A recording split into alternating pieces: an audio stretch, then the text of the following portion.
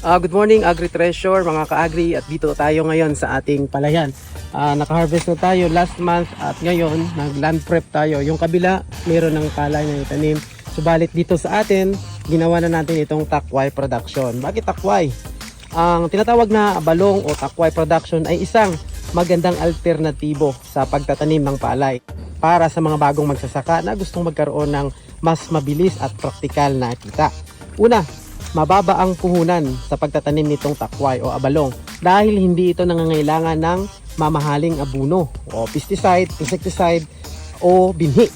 Isa itong likas na tanim na madaling tumubo kahit sa mabasa o lapukang lupa. Pangalawa, mga ka-agri, madali itong alagaan. Hindi mo na kailangan ng malawak na irrigation o patubig o mabigat na makinarya tulad sa palay.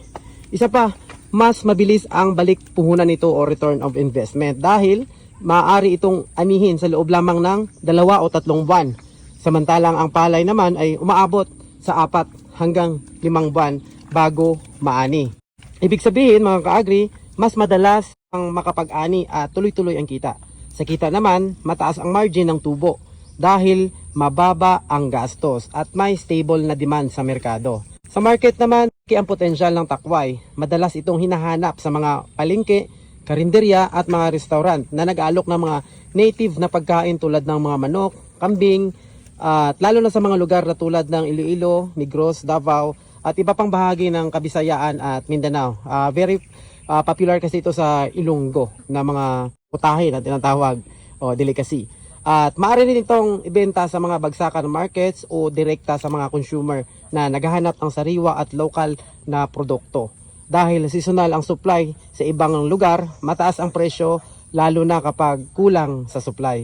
At bukod sa kita, may environmental benefits din ito dahil hindi nangangailangan ng chemical at nakakatulong ito sa pananatili ng sustansya ng lupa. So sa kabuuan, ang takway mga ka-agri ay mura, madali, tuloy-tuloy at may tiyak na market.